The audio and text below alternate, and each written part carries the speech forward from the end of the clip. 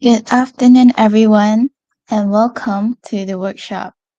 This is our last session, and we'll be waiting for a few minutes for all the participants to join in.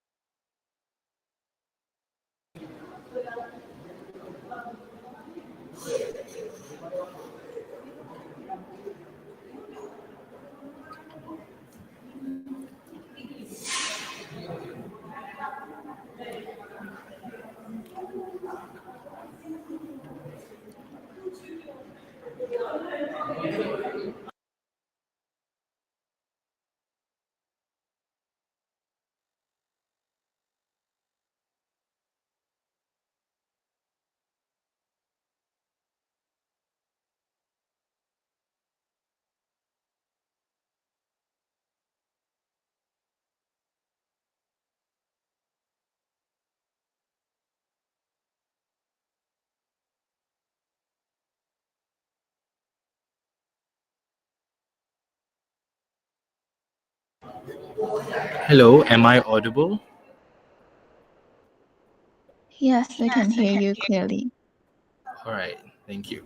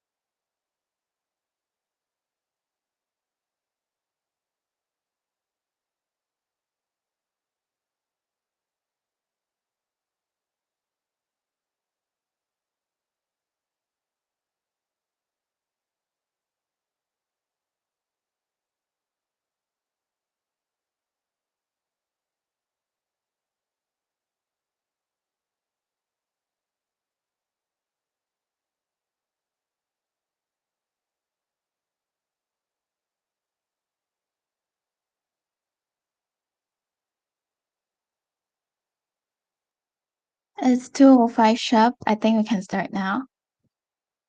Good afternoon to all the speakers and participants. This is our last session of Choices Ahead workshop about scholarship sharing sessions, and we're very pleasure to welcome all the speakers to join us for this sharing sessions. And just to let you know, we are also live streaming this session in our YouTube channel, so you can search Tutors in Action Malaysia to find it. Next slide, please. So, during our workshop, there are some do's and don'ts that you should follow. First of all, please mute your microphone throughout the session, except for speakers who will be presenting. Next, you're encouraged to turn on your camera. And the third one, feel free to ask questions on our Google Meet comment section and YouTube live chat section. We will also be preparing a Slido, and you can scan a QR code to drop down any questions that you have. Each speaker will answer your questions once they end their presentation. And so we'll leave some time for you to scan the QR code. All right. After that, this is our scholarship bodies that we'll be presenting for today. The first one, Leong Foundation Scholarship, and the second one, OCBC Scholarship. The third one, we have invited a new speaker to join us for the session today, which is Cindy, and she'll be sharing about the Sarawak Energy Berhad Scholarship. The fourth one is the Wilma Scholarship Kuok Foundation Berhad. So the content that we'll be presenting are as follow. It will depends on the speakers that which topics they want to share about more. Yeah. So without further ado, let us welcome the first speaker for today, Martin Luke Michael Benedict, to introduce about Hong Leong Foundation Scholarship. I'll pass the mic to you. Thank you, moderator. First of all, I'd like to make sure that I am audible. Yes, we can hear you. All right, thank you so much. A very good afternoon to everyone who present here today. My name is Martin Luke. Currently, I'm a second year law student in University Sultan Zainal Abidin Terengganu, and I am one of the Hong Leong Foundation Scholarship recipient in the year 2021. So, next slide. Okay, so for this foundation, the motto from this scholarship is the foundation has always regarded education as the strongest empowerment tool to break the cycle of poverty and offer opportunities for the betterment of oneself. And this is from the director himself. And this scholarship is mainly focusing on to get out of poverty cycle. So therefore, we can make an assumption that this scholarship is to help those in need. So this scholarship for those who have excel amazing academic results, they are very well active in curricular activities. So by applying in this scholarship, it gives you the plus point that you need. So next slide. So the main goal for this scholarship is to benefit Malaysian students from low income families. So it gives by applying this scholarship, it opens a lot of doors and opportunity for you to embark more what is outside. So coming from a very humble family, a very humble background, I do not have the exposure to see what is like to be outside, to meet a lot of people, to meet like-minded people. But what this scholarship has allowed me was to experience something that I have never experienced before. So I think that is one of the benefit by applying this Hong Leong Foundation scholarship. So of course, every scholarship that has limits because of the main goal to help those in need, but at the same time helping those who are achievers, ambitious, goal-oriented students, they will get the spot to be the recipient of Hong Leong Foundation scholarship. Next slide. Okay, so by applying and being the recipient of this Hong Leong Foundation scholarship, not only you get the monetary benefit, but also this scholarship provides enrichment programs, internship placement, and also scholars talent pathway. So recently, they had this enrichment program where they had this mentor mentee kind of program, and in that program, it's a 2 days program where they expose you to public speaking, they expose you to resume work to make your resume, uh, you know, differ from one another. So I think that is amazing for the future employment purpose. And also they had this sharing session, we have debates. So this enrichment program, it allows you to be very confident. So you see, they actually like allow you to have this soft skill, at the same time be very knowledgeable. And especially when it comes to your future, it will be very beneficial. For example, the resume writing, you already know what you need to put. They even like emphasize, okay, for resume you need to emphasize on working experience. Not only you put your CGPA, but you have to um, be very numerical. You really need to be very analytical when it comes to resume writing. So I think by conducting this enrichment program, it actually gives you the placement for the future employment purpose. So another thing, internship placement. Let's say you are doing finance, or you wanted to be a banker. Of course, Hong Leong is a bank, it's a finance institution. Therefore, it actually gives you the placement for you to um, work. And of course, college talent pathway. Let's say you are well versed in talking, giving speech, public speaking. You can meet people. For example, in another words, cable. We are well used with the term cable. You can meet them. You can meet a lot of well-known people in these programs. They will actually like help you. Okay, you text me in WhatsApp, I could give you recommendation. Okay, this is who you need to talk to. So it actually like gives you a very clear pathway to get where you want.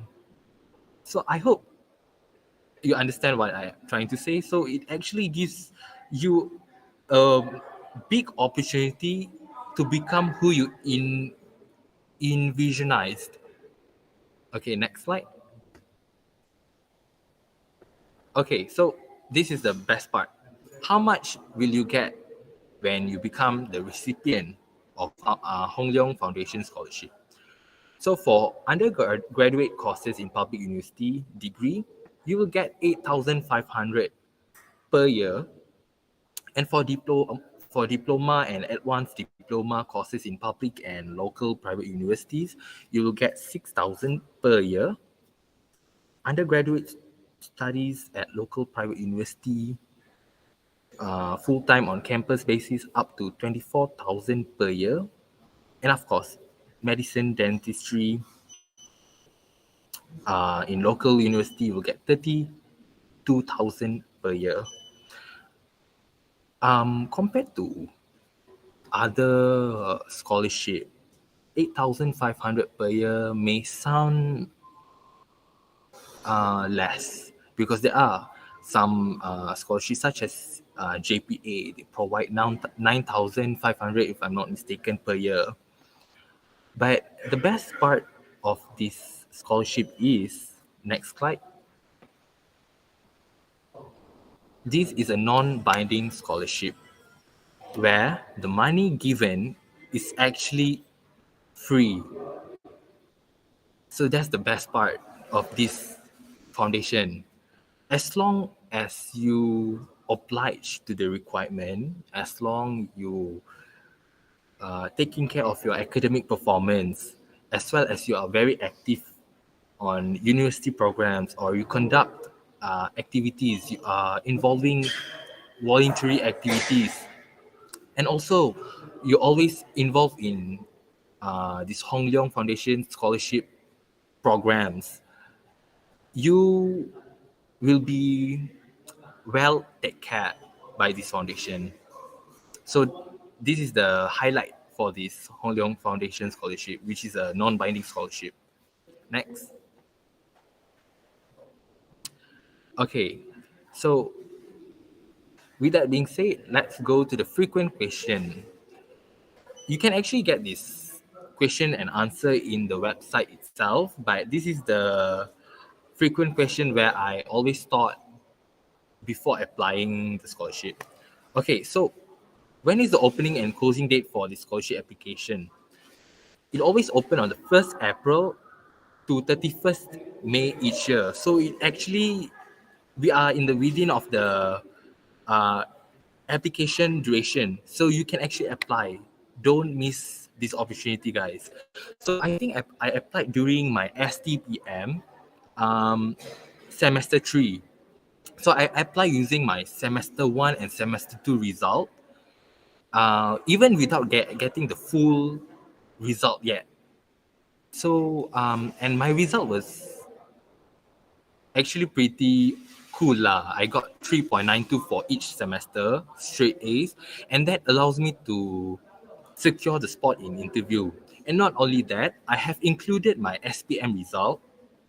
I've included my curricular certificates. I have participated in debates, publishing, and also during STPM, I've participated few sports activities. You know, always give more documents to support your eligibility, and also, like I said in the very beginning, this foundation is to help people from humble background.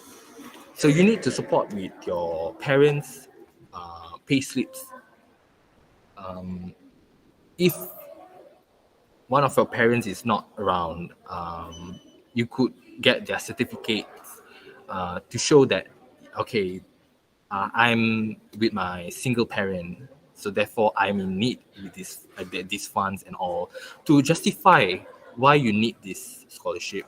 And by giving these kinds of documents, of course, there has an application for it. There's a slots for it, so you could like upload the documents and always give more lah to to really like secure your spot. So please do apply the scholarship. It's actually a great opportunity for you guys. Okay, so what are the course and field offered? Actually, there's no limit. You can study any course as long you are undergraduate and diploma. They will not give you money for masters. Okay, like I said, it's compared to view spot. So despite of not getting 8 A's minimum for SPM, I only got 5 A's. So that the SPM result came handy. So the minimum CGPA is 3.5. So like I said, my semester 1 semester 2 result is more than 3.5. It allows me to secure the interview session. Next slide. Okay, so what happened if you miss the deadline? I'm so sorry to say that if you miss the deadline, they will not entertain you. Even though you have already like completed some part of the documents, but if you do not manage to send them on time, they tend to pick other applicants. So how many scholarship will be offered? 30 to 40 scholarship. Actually, in 2021, when I was reading in the website, they only had 60 scholarship recipients per year. So they have already like lessened down to 30 to 40 scholarship already. So applying that, uh, I have received an email after 3 months of applying. I was working part time, so I received this email and they said, "Congratulations, you are the one of the 1,000 applicants that got selected in the interview to proceed to the interview." So you see, there are actually like 1,000 applicants applied for the scholarship, but they only pick 60 students to sit for the interview session. Once you are accepted to be in the interview session, they actually ask you few questions to ensure, okay, to know you well. They ask you questions. The question that I got was, why do you choose law? Where do you see yourself in the next 10 years? What is the experience you had that changed your life, sort of thing? So during the interview, here I would like to give you tips for interview, right? Please prepare earlier and go to Google and search for possible interview questions. And these questions have been asked to me. So I really like prepared earlier, and most of my answers, they are actually quite sincere. So the panel actually understand me. Like, okay, this is where I come from, and this is what I gained from working experience. And while gaining this experience, I am pretty sure that I could apply it into studies, even though how hard the course is, I could actually face the challenge, that kind sort of things. But you have to articulate and do not make it sound fake, but make sure it comes within your heart. And at the end of the interview, they actually like said something to me. You are one of the great interviewers that we ever had. So that was like I couldn't smile ever since that. That was like the best thing ever happened to me. So like I said previously, they only like pick 60 students and then they actually like filter it too. I am not sure. But right now they have less than to 30 to 40 applicants. So another question, will I have to work for the Hong Leong group after you graduate? No, you do not. This is not binding. You do not need to serve to the Hong Leong bank or whatsoever, as long as you maintain your CGPA 3.3 every semester when you're in university or doing your diploma. But once you breach the contract clearly stated you have to get 3.3 for every semester. Disclaimer, actually this is one of the highest requirement for scholarship, because most scholarship, if I'm not mistaken, for JPA, you only need to get 3.3 every 3.0 every semester. But for Hong Leong, they actually like 3.3 is quite hard. So, but still, because the money was given free to you, so the requirement is quite high. Always maintain good disciplinary, because you are the brand ambassador for Hong Leong. Like I said, you have to participate a lot of enrichment programs. You will meet a lot of people, so you really need to be, how to say, you really need to take care of yourself. So do not involve in any crimes or jeopardize your self-image. Okay, next.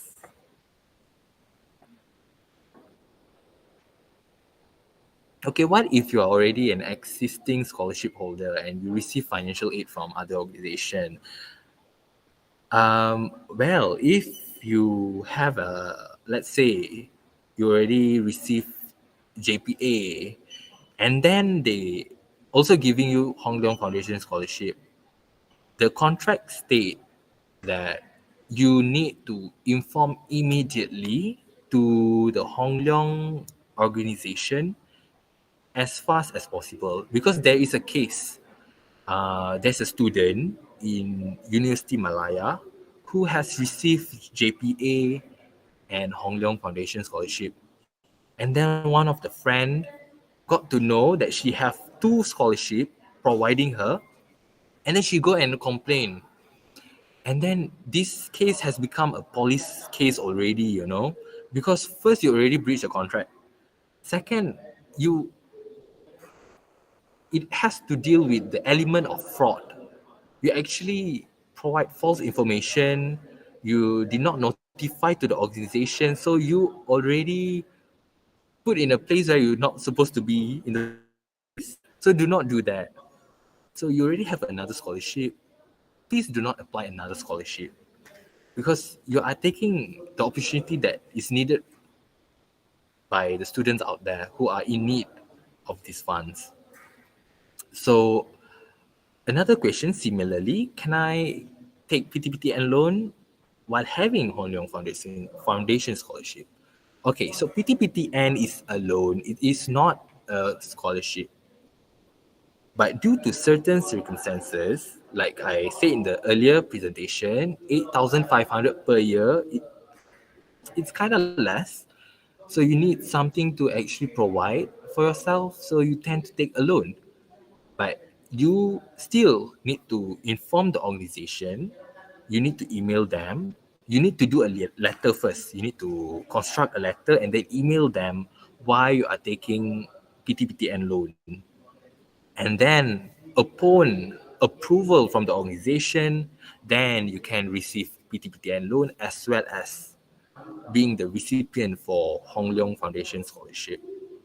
Okay, there's a two different situation here: having two different scholarship and having a scholarship with PTPTN loan. Okay, next question. Okay, this is the requirement. Um, the scholarship agreement. You must first achieve minimum 3.3 each semester, and then the attendance. You really need to show up every day. Like I said, you really need to pay attention in terms of discipline because that's how they evaluate you every semester, every year. Because you have to email them your results, you have to email them your attendance record, you have to email them the programs that you have joined. And let's say if you do not get 3.3, let's say you get 3.0 for that particular semester, they will be calling you to the disciplinary board. So they will question you why you did not achieve this CGPA, what's going on, and you have to give the justification.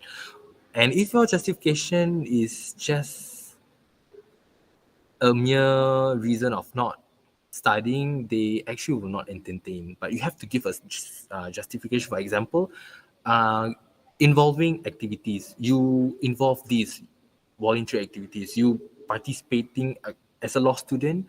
There's a competition called mooting where you participate national level. You representing the university, and that's how you have deprived uh, your focusing level from academics to this extra curriculum. So maybe it could justify your academic performance for the lacking of academic performance.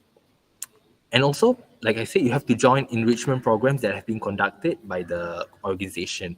Let's say the program conducting always the program conduct in KL, and let's say you are in Sabah, so they will not consider you to come to the program because due to the circumstances that you are in Sabah, you can't like simply travel just for that program. They understand. But let's say you reside in Kuala Lumpur and the program is also in Kuala Lumpur, you need to go because you're not living far.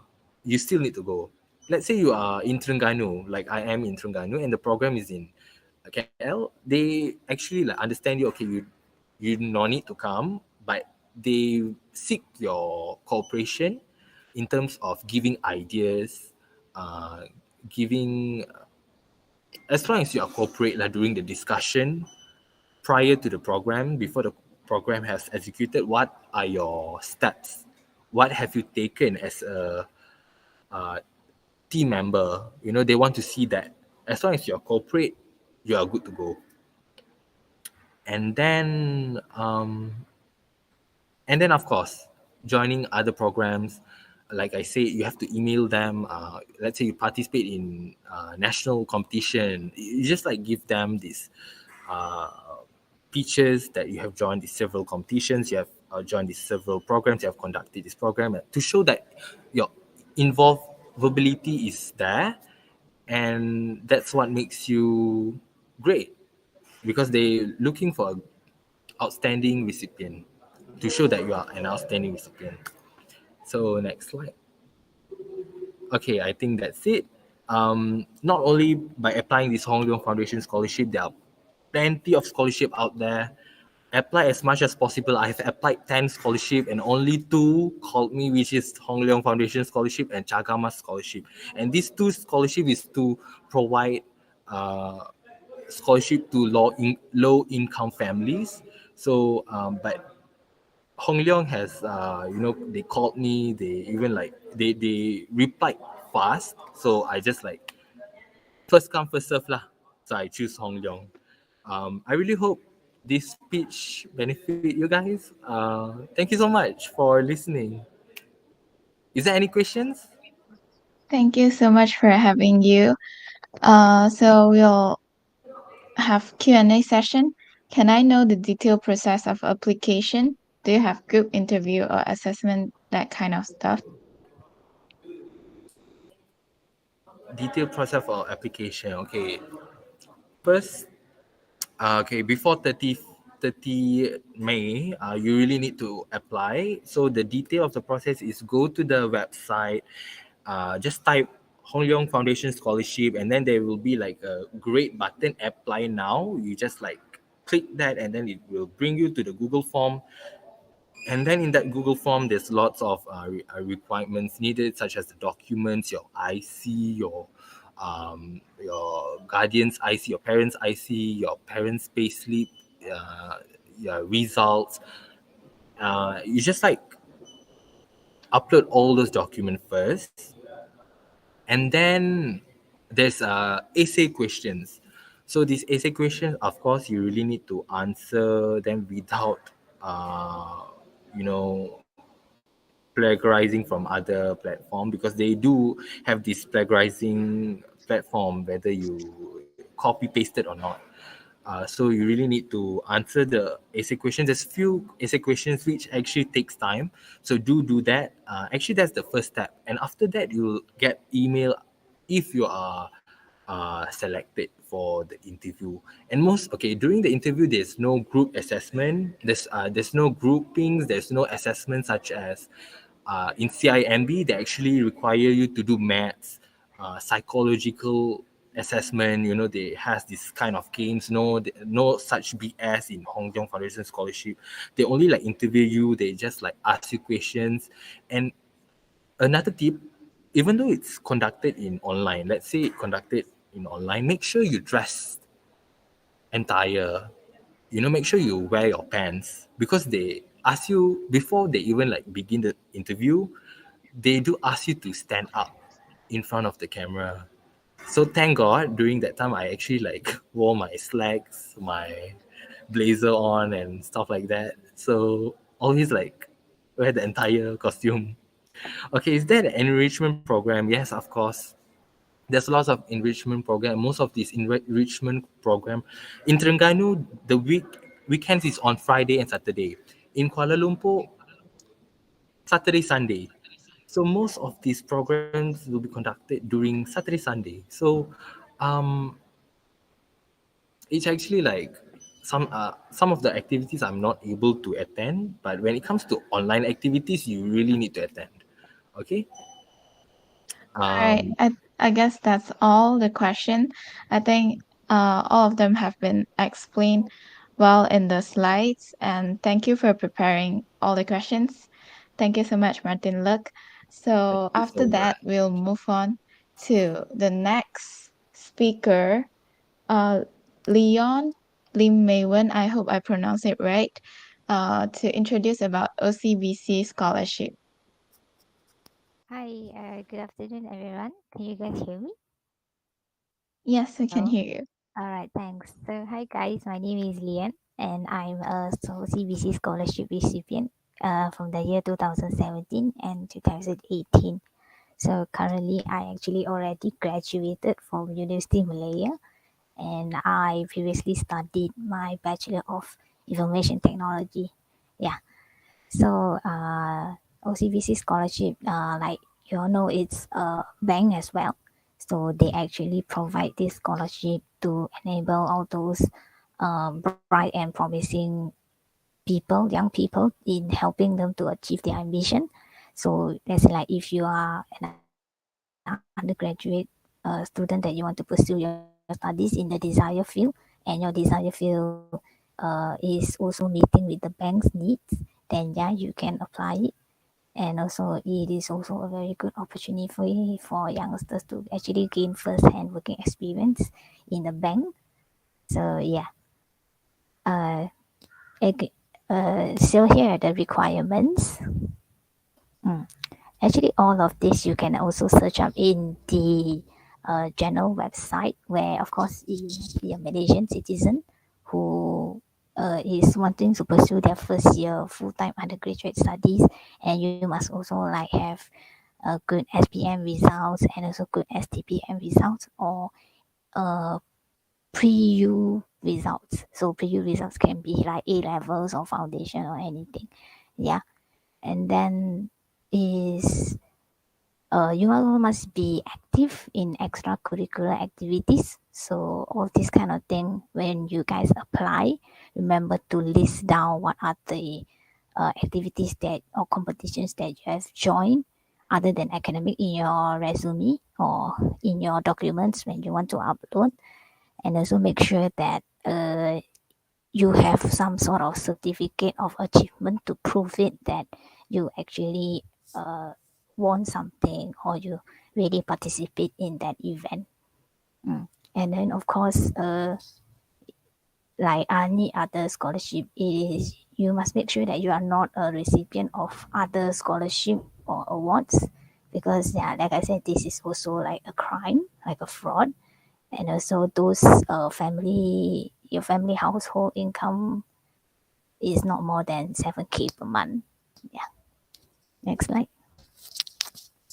Yeah. So they actually cover quite a lot for this scholarship. So yeah, since I'm studying in so those who are in public universities, you guys will get like 12K per annum, whereas those who want to study in private will get like 23K per annum.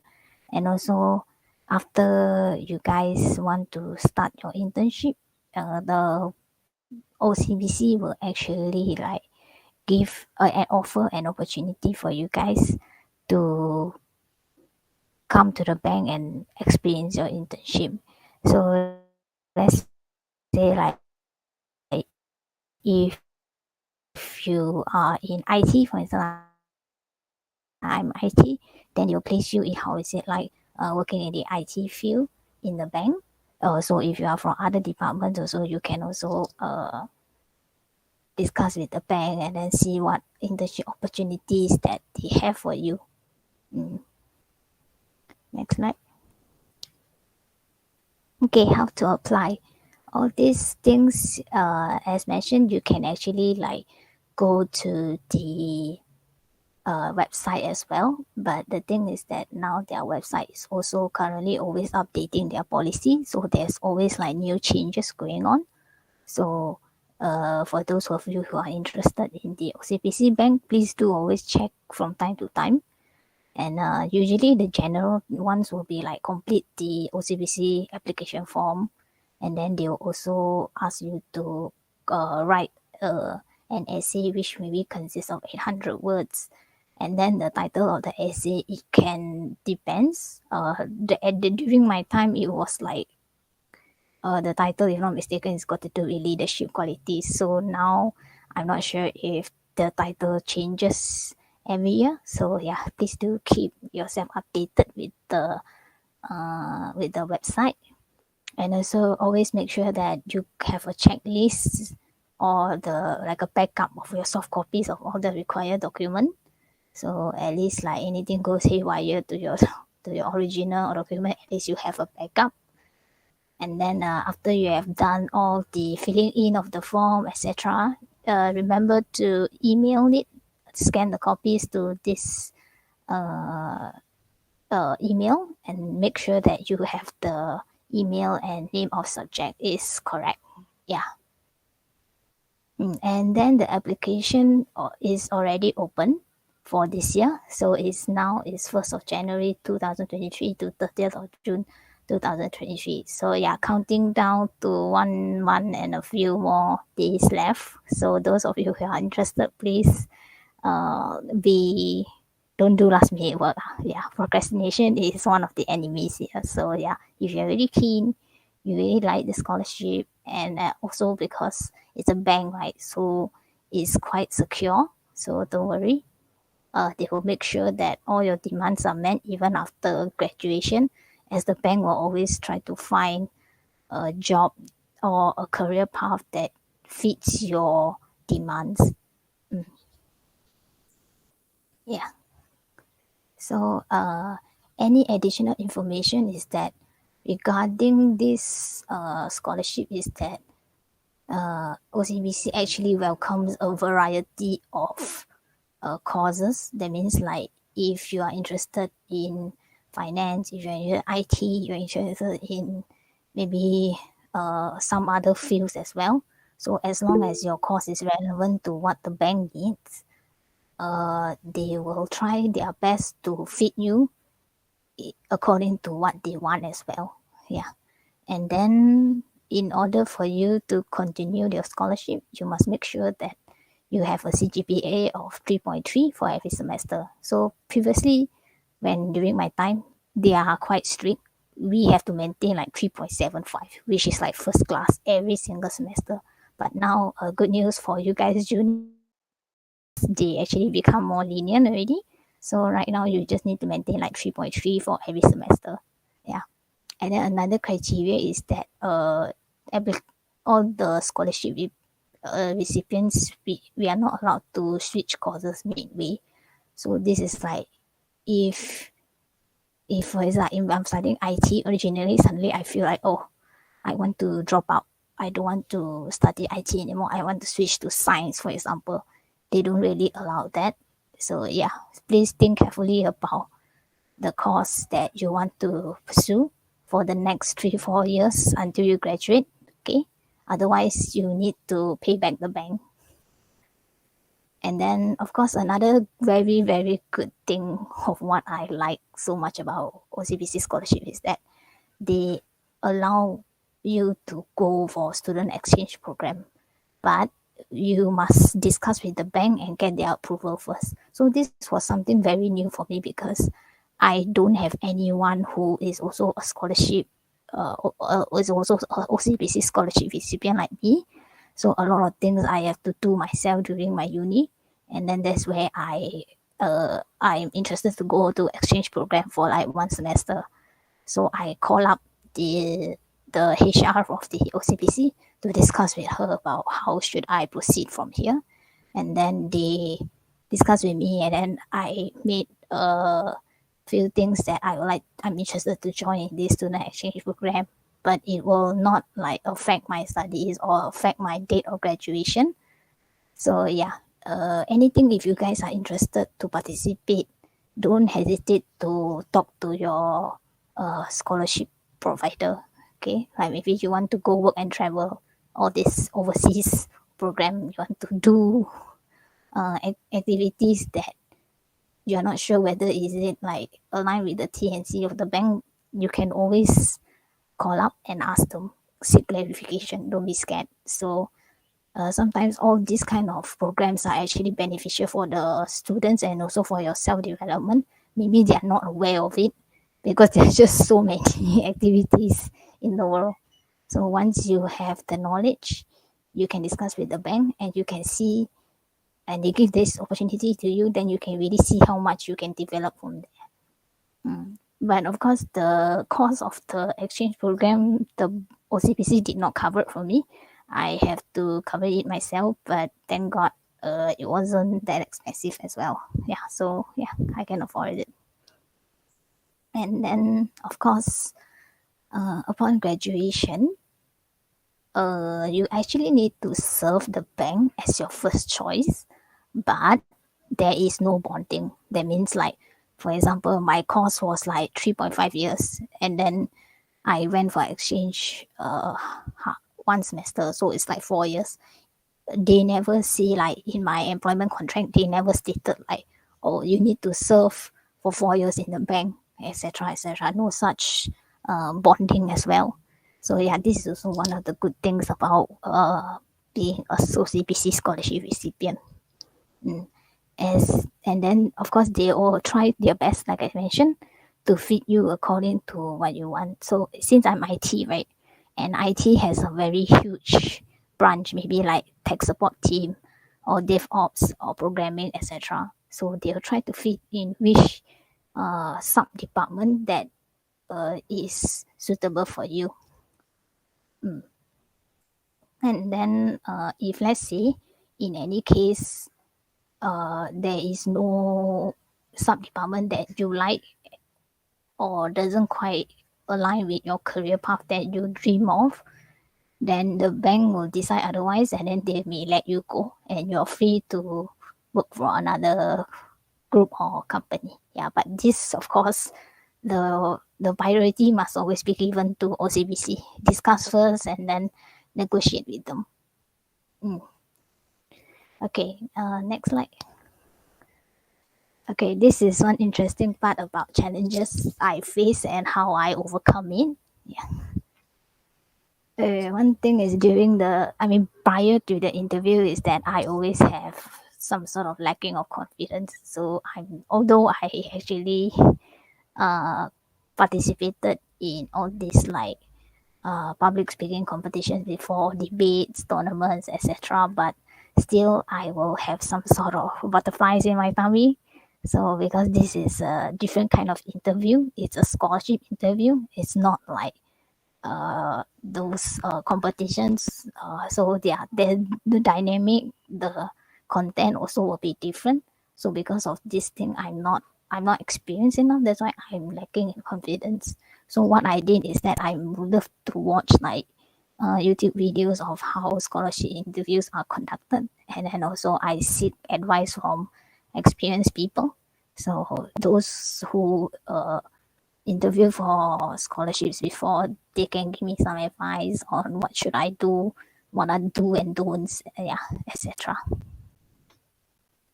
Yeah, next slide. Okay, one thing I wish I know before applying for this scholarship. Okay, one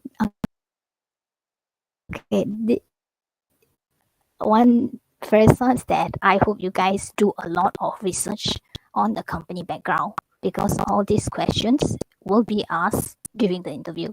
Okay, so this is one of my biggest mistake that I made, although I did make some I did do some homework, but it wasn't enough. So yeah, there were some questions that maybe I couldn't quite answer it, or I'm not very sure about it. So yeah, guys, please make sure that you do sufficient R&D on the company's background. This is actually to make sure that the interviewers want to know how keen and interested you are in the company. So the more information you know, the more background details you know about the company, then it shows about how is your interest level to this OCBC. So do read up on the year of establishment, the HQ, where is it? Is it in Singapore? And then the current CEO or the first CEO, what is motto and vision, etc. Yeah. And then another one is make sure that you read and fully understand the T&C of the contract. Yeah. So if during the signature of the contract or anything, do make sure that you understand the details of it and the content. If you're not sure of anything, you can always ask the person. Yeah. Okay, next slide. Okay, what are the strategies I think work best? Okay, one is always be confident about yourself. So people always say like okay, see yourself. But if you are not confident about yourself, then no matter how much you believe yourself, you will not be able to impress the interviewers. So yeah, so for example, if you have a certain skill, for example, I learned Fusion when I was in high school. So I write that down, and I also have like certificate as like proof of document that I did before. So you can always like be blowing or trumpet, being confident in what you have learned throughout your school days. Don't always about studies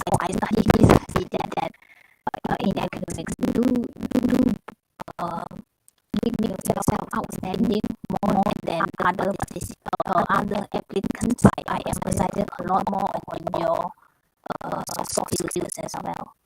So sometimes some interviewers they are quite, they like to be like, how to say, they want to make sure that you really know this stuff. So let's say like, I put like martial arts like wushu, and sometimes they even ask me like, oh, can you like demo a few techniques here in the interview room?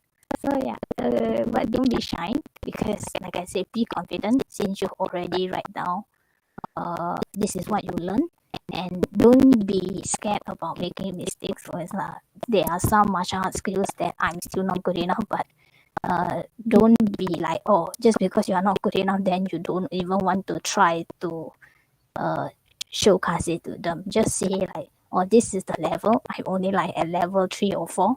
It's not like the master level. So level like 3 or 4, usually this is the max that they can do, and etc. And then the second one is your body language. So make sure that when during the interview, make sure that you have the right posture, the right eye contact, and then like shake hands. Make sure you greet them, and when it's done, also make sure you thank them, and etc.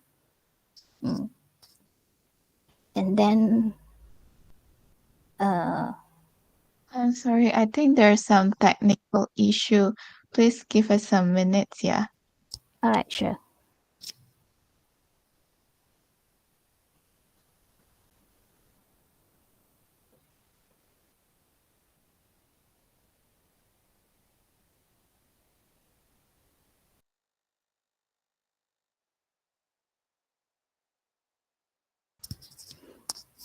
Okay, so can you guys still see the screen?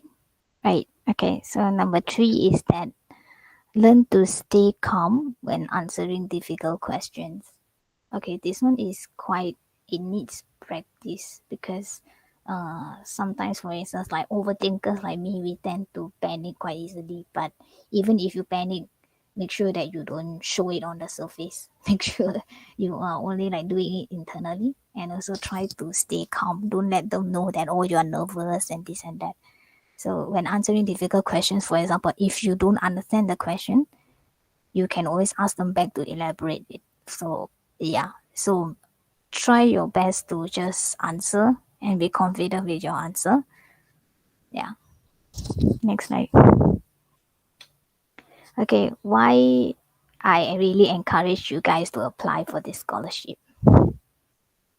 Like I said, it's quite flexible, and if, like I said, if like you have interest in joining overseas program or international events and all this, and then the bank doesn't hinder you from doing all that. You can always like go join it, go participate in how much you want, and make sure that it's make sure you fully develop yourself. So the bank gives this flexibility to the applicants. So you can see there's a lot of pros in having the bank did not even restrain you, like, oh, you cannot go overseas, or you cannot do this, you cannot do that. No, the bank is actually quite flexible. And also the second thing is the benefits are quite attractive. So once you graduate and then you work in a bank, yeah, the benefits or the package is quite attractive. So you get a lot of benefits. So once you graduate and then you start working, then you will really see like, oh, you compare with other companies, and then you see it's actually a very very attractive one. And then you can also like, the compensation is also a lot. So there's also like quite a good work-life balance there. So when I was working in OCBC, also I kind of like have a lot of flexibility and free time. So it's not like that kind like you have to OT a lot and etc. So yeah, and I like the work culture there as well. And the third one, of course, last but not least, is that you will be guaranteed a suitable job right upon your graduation. So this one is a lot of people will be worried about, oh, what's my dream job, this kind of thing and that. But the bank is actually a group, if you guys are aware. So when you mention about group, it means that it has also subgroups. So it has its subsidiary companies. as well. So it's not just banking alone. Of course, most of it is related to financial institution, but it is not the ultimate thing only. So those of you who maybe feel like, oh, the bank may not be your dream place or your dream career, etc., don't worry, you can always discuss with them, and then they will always try their best to fit you, because the bank itself is already like 30K employees. So definitely there will be a spot for you. You just need to ask, you just need to keep trying. Yeah. Next slide. Okay, how does OCBC impact my life?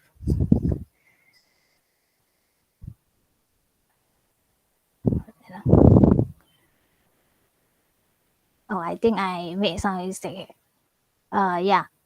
This actually OCBC did quite a lot of things for me. Not just in terms of the monetary benefits, but it does like give me a lot of things in how I learn as a person. So previously, maybe I'm not like very disciplined person, but because OCBC they have their TNC right in the continuation of the scholarship. So it's like I have to make sure that no matter how lazy I am, I still need to study hard. Don't always do last minute work. Make sure my assignments are on time. Make sure my attendance are good. Make sure that my results always get first class every semester. And yeah, it helps to discipline me. And also because I'm the type that like to join extracurricular activities. So while I'm busy with my academics, I also want to balance it with my extracurricular activities. And then I keep on like I need to find an equilibrium point. That's where I have to build my self discipline in through OCBC here. So yeah, time management is important. That's how I think I managed to carry all those good qualities not only in my uni days, but now that I'm working, I also have that qualities. So yeah, I'm thankful for that, and I'm thankful for the people who have been with me throughout this. Yeah, next slide. I think yeah, that's the end of my presentation. Thank you guys for your attention. Thank you, Leon. Thank you, Leon, for sharing so much. Now we'll reach the Q&A session. What do you answer when interviewer asks you a question that you are not able to answer? Okay. This kind of question, just there are certain questions that maybe if you really don't know, right, you try to rojak a bit lah.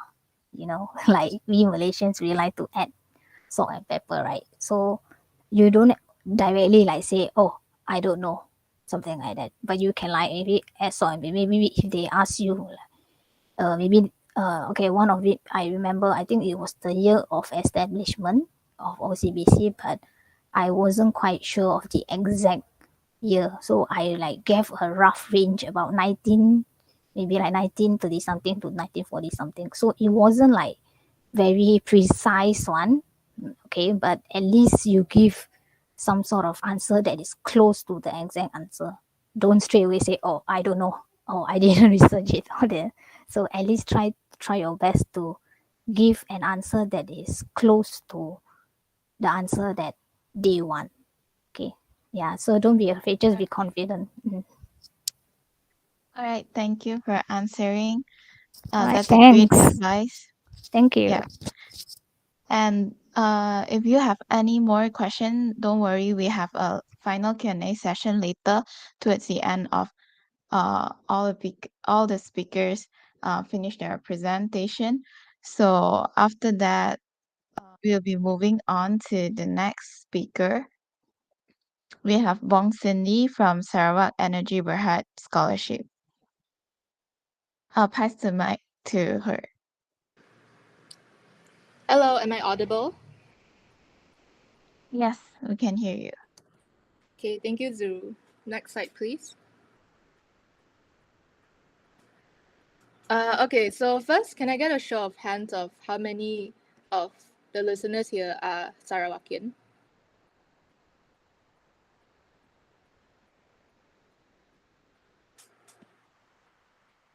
Or just like drop a comment in the chat box. Okay. So, yeah, I'm Sydney, and today I'll be sharing about the SEB scholarship. So, firstly, on the eligibility, basically it's like any other scholarships. So, the general requirements are pre-U, foundation or A levels, so 21 years old or below at the time of application, and for UG programs, 24 years old or below at the time of application. So, assuming all of you here are just finish your SPM this year. So the applications are actually closed. I think they might open again after SPM results are released. But that one we don't know yet. But in the case that it doesn't, then you guys can always apply next year. So using your foundation results, and that's actually how I applied. But most of my friends applied using SPM results. Yeah, so if you guys are from West Malaysia, then feel free to share this to any of your East Malaysian friends. So the Sarawak Energy scholarship is quite popular among East Malaysians, but some of them will not know about it. So it's always good to share to them. So academic requirements, minimum 8 A's in SPM.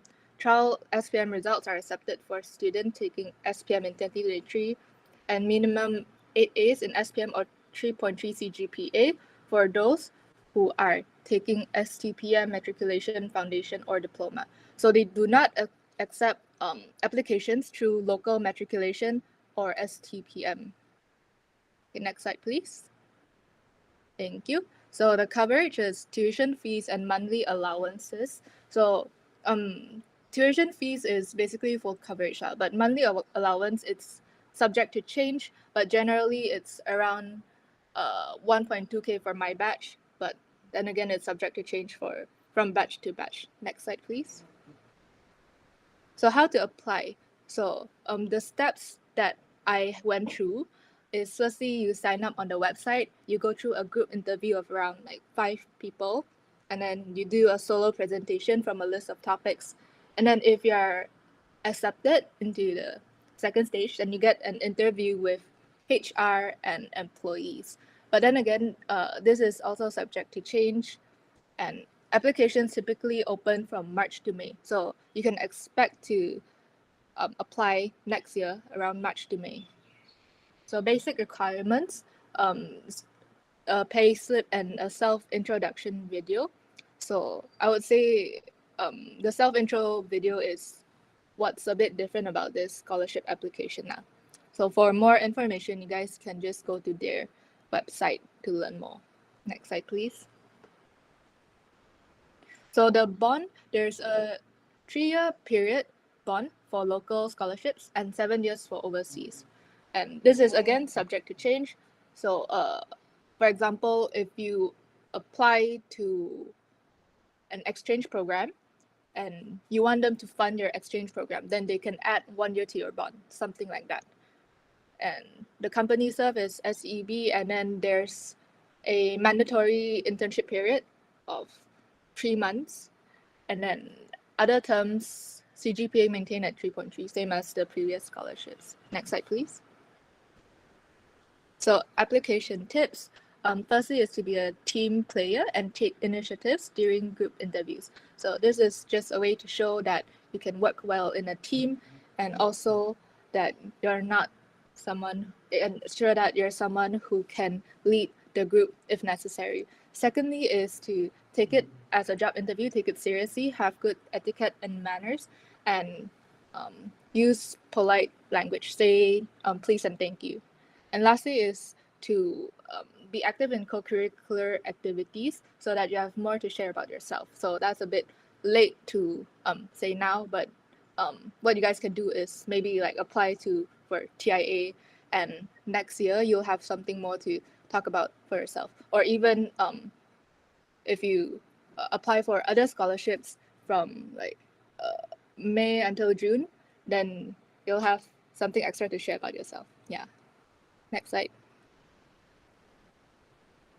So why you should apply? Generally, it's a good company lah, and it's a good learning opportunity. And how does it impact my life? It motivates me and allows me to achieve greater things. So, um, so yeah, this is why you should apply for scholarships generally. And even if you think you're not gonna get it, then it always doesn't hurt to apply and maybe practice interviews a few times. Next slide, please. So, yep, that's the end of Right. the sharing session. Thank you so much, Cindy. Although there are no Sarawakians or East Malaysians in here, I believe there are our audience from YouTube as well. They can benefit from your sharing. So, without further ado, let us go into the Q&A session. Is all subject or course able to apply? You can refer to their website for this, but they accept a very wide range. So generally engineering subjects, they accept it. Law, they also accept it. Personally, I'm doing economics, so finance, accounting, they also accept it. So I guess nothing related to like medical science, then they won't accept that for obvious reasons. But then generally most courses are able to apply. You guys can refer to their website. Okay. So, is the process of application same for both local and overseas? Yes, it's the same for local and overseas. It's just that at the end of the offer letter, they will tell you if you're accepted for the overseas scholarship. But All myself, right. local application. All right. Does this scholarship only available for Sarawakian or all Malaysians? Yes, it's only for Sarawakians. Yeah, so if you guys are not Sarawakian, then feel free to share this to your Sarawakian friends. Yep. All right. Thank you so much, Cindy, for your sharing. Thank you. Next up, we will be having our the next speakers. We have two speakers in the session, Leong and also Mohammed Fadil bin Zulkifli, to share about Wilma Scholarship Kuok Foundation Berhad. I'll pass the mic to them to take turn to share.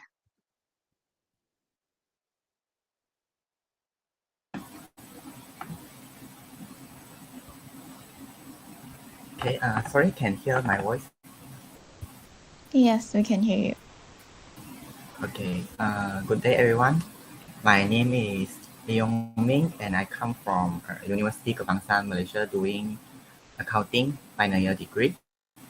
So I'm also one of the Wilmar recipient for Kuok Foundation in Wilmar Scholarship.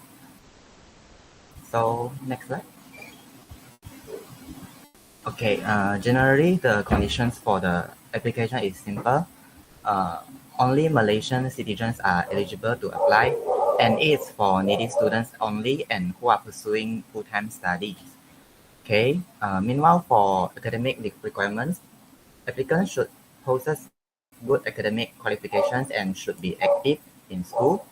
However, Kuok Foundation did not point out a specific result or CGPA that should be achieved by students compared to other scholarships. It means that you apply and you stand a chance to get an interview. Okay, next. So for the coverage, the first of all, the scholarship will be split for few categories, such as Malaysian public universities, private university, public polytechnics, Singapore public university, and British public university, and so on. So now we are focusing on the public universities degree category. So we will have three scholarships.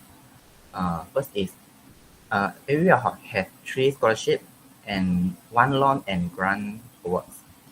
So the amount will be 15K per annum, and you will not have to choose for the type of scholarship during your application. application because it will be decided by Kuok Foundation in the end. So for other categories, you may check this out through the link I share in the chat box later. Okay, for the details about how to apply, so I would like to invite Fadil to explain it. That's all from me. Thanks. Okay, so thank you, Yungming, and also moderator Zero. My name is Muhammad Fadil bin Zulkifli, and I'm currently in my semester 2 doing Bachelor in Business Administration in University Utara Malaysia. And I also one of the scholarship holder of Wilma Scholarship Kuok Foundation. So I'll continue with the slides on how to apply for this scholarship. How to apply this scholarship is very simple. There's only 2 steps that you need to follow. First thing first is that you need to fill up the online application form that you can get from the Kuok Foundation website. So you can just Google Kuok Foundation Scholarship and you will get the documents and the form that you need to fill up online. And then the second step is that you need to print out the online application that you have filled up, and also you need to send the physical form to the foundation office. Okay, so you can send by hand or maybe a courier. So it's up to your convenience. And then when you when you send the physical form to the foundation office, you also need to submit the documents that required by the foundation. So some of the documents required first is university acceptance letter. So this one you don't have to worry if you are currently waiting for your UPU results or maybe your private university acceptance letter, because you can still apply the scholarship. And then when you get the acceptance letter from the university, you just have to email the foundation the letter. And then the second thing is the latest examination results. I believe that by the time you applying for this scholarship, you will get your overall results, be it matriculations, foundations, or STPM. So you just have to submit your latest examination results. And last but not least is personal documents. Personal documents, this one includes your personal documents, which is the candidates, your family's personal documents, which is your parents, and also your siblings' personal documents. So you need to ensure that you have prepared all these documents before you submit the physical form to the foundation. Next slide. So next is the bond. This is the second best part about this scholarship after the amount that you have heard, because there is no bond or services that you need to obligate after you finish your study with the company. So basically after you finish your studies in university, you are basically free from the company. Okay, so there is no bond. Is it clear? Next slide. Okay, so follow-up event.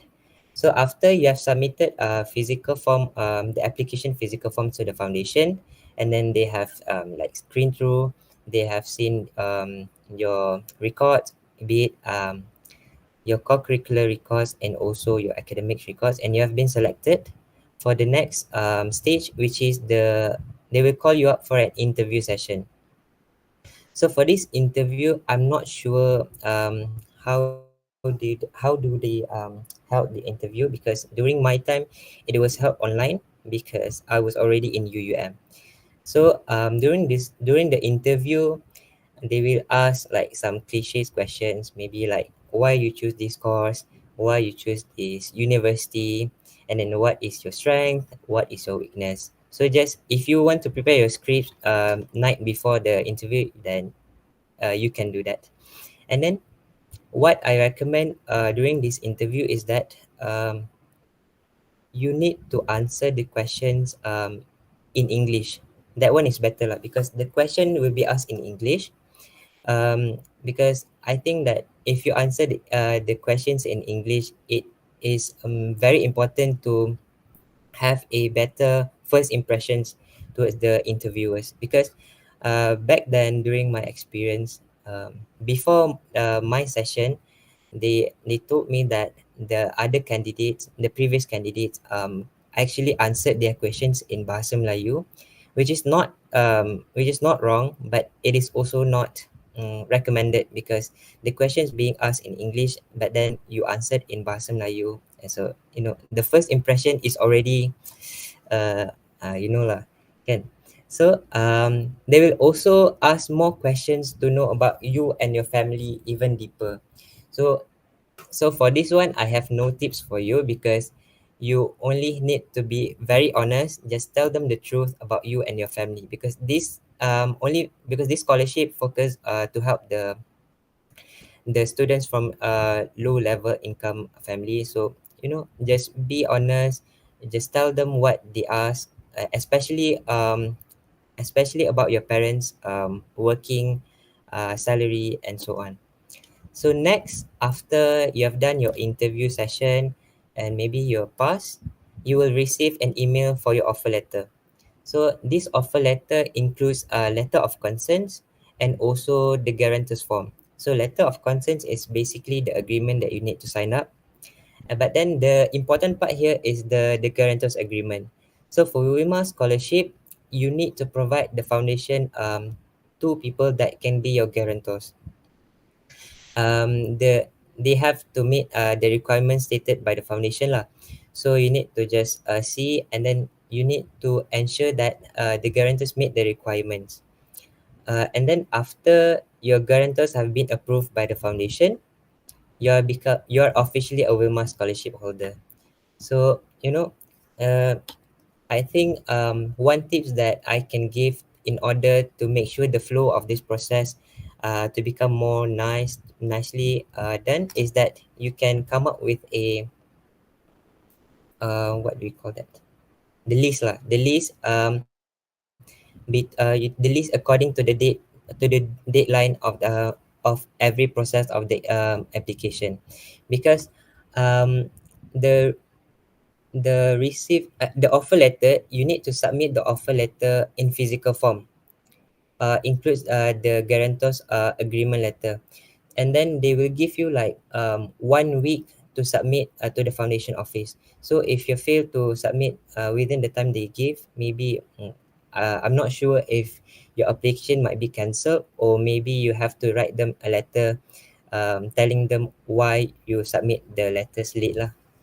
And then do take note that this whole process of application for Wilmar scholarship may take up to 3 months, because back on my experience, it will take 3 months to complete the whole process until I receive the offer letter from the scholarship. Yeah. Next slide. Okay. Yumi, you can continue with this slide. So now we'll be having like I'll ask the questions and then like Q&A session. What are the challenges that you face and how do you overcome? Maybe Yungming, would you like to share about your experience? Okay. During my application on scholarship, I found that everyone should be ready that you might feel challenging, since the scholarship application process can be time consuming, as they will always require you to gather your documents, materials, and you will have to spend your time to prepare and attend the interview if you got it. So that means that it will be very challenging to balance your time, especially when you are applying to a lot of scholarship in the same time. So for the second one is about the competitions, as the scholarships are often highly competitive with limited number of awards. So therefore you are encouraged to apply more than one scholarship other than Kuok scholarship, to putting yourself in higher chance to get the scholarship to further your studies. Okay. So in brief, what you can do to avoid those challenges is to start early and do more research about scholarship.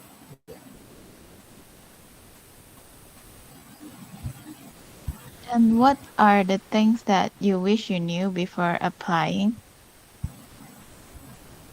Before applying any scholarship, you are advised to understand clearly regarding the eligibility criteria and requirement, the scholarship award amount, and be aware to the procedures, deadlines, and the terms and conditions. Yes. Uh, so do Fadil have anything to add on?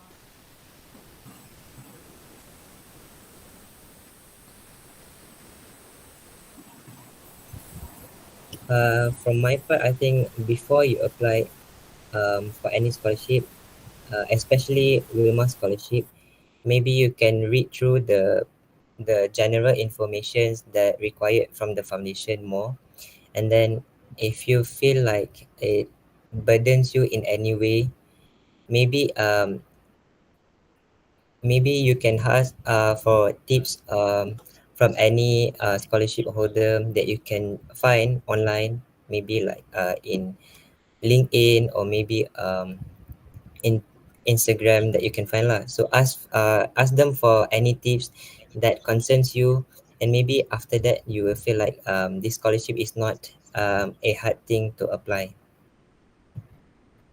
All right, thank you so much. For the next one, what strategies do you think work best? Yongming, would you like to share? Yes. First of all, think you may seek advice from the relevant scholarship awardees so that they are able to provide you a comprehensive review about the pros and the cons about the scholarship before you applying that. So secondly, you should document your materials properly during your submission.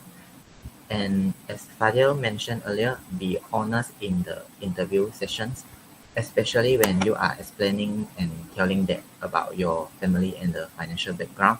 Because for Kuok foundations, they are emphasize their scholarship are for the needy candidate only. So lastly, I think you may try to follow up or confirm with the official about the duration to know our application status. Thank you. And next slide, please. So why you should apply?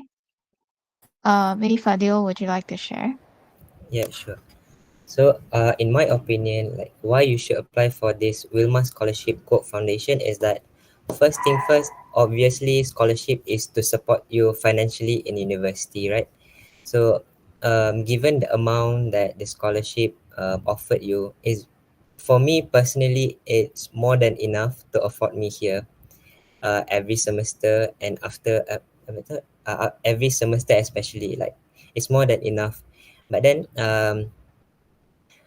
in you also need not to ask your parents money after that, because everything you can afford using the money that the foundation has given you. And then second thing is that career advancement. Although this scholarship doesn't have any bond or services that you need to obligate after you finish your study, but then um, you have the foundation already have your records in your studies and also your backgrounds. So maybe if you still want to apply to work with them, to work with Kuok Foundation, maybe you will get higher chances compared to other candidates that from non Kuok Foundation recipient. And then next is personal growth. I believe that once you have a scholarship, your overall education experience in university become better, because you need not to worry about finding a part-time job to afford your expenses in university. So you can use your free time, your extra time, and also some of the scholarship money to maybe try out new hobbies, or maybe if you are more into business, maybe you can use some of the money to start up your business in universities, so you can eventually grow your potential throughout your studies with the help of scholarship, Wilma scholarship. And then last but not least is how does it impact my life as a Wilma scholarship holder is that zero student loan debt. That is the most important part lah, because at first, before I received this scholarship, all I can think about is taking PTPTN loan, which is really burdensome for me, because I need to think to pay out after I finish my study, right? So after you receive this scholarship, you need not to worry about any loan that you need to pay after you study. So you can study very calmly, very without any distractions in terms of financial and also any loans that you need to pay after you finish your studies. That is the most important and also the biggest impact in my life lah after I received this scholarship. Yeah.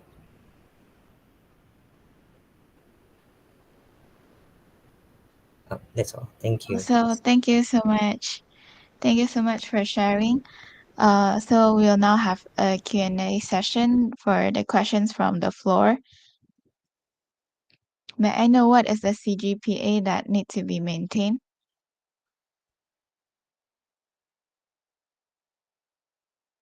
Any of you guys have an idea? Okay, You I mean? think think I think in the offer letter and the terms and conditioner there is no standard CGPA that they mentioned we will have to maintain.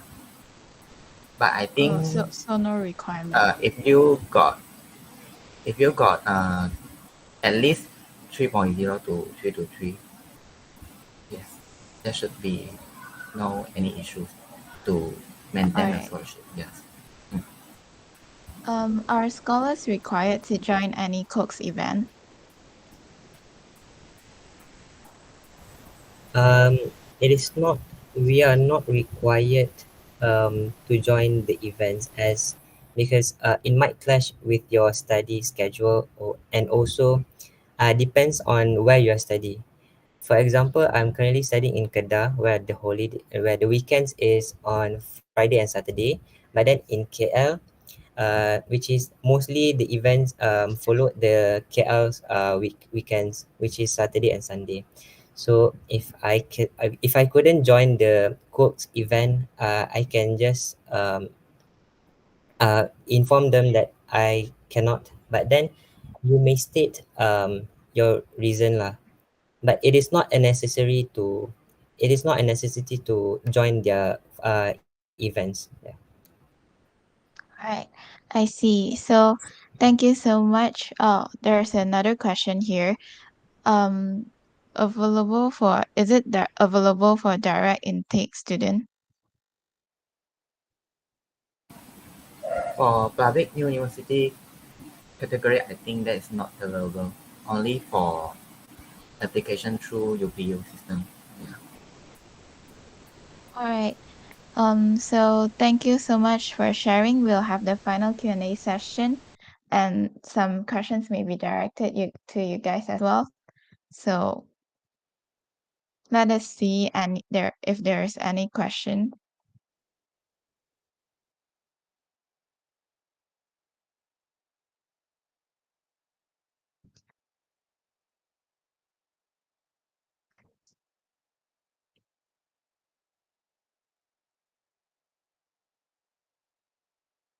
Participants are free to drop down any questions, and it can be directed to all the speakers.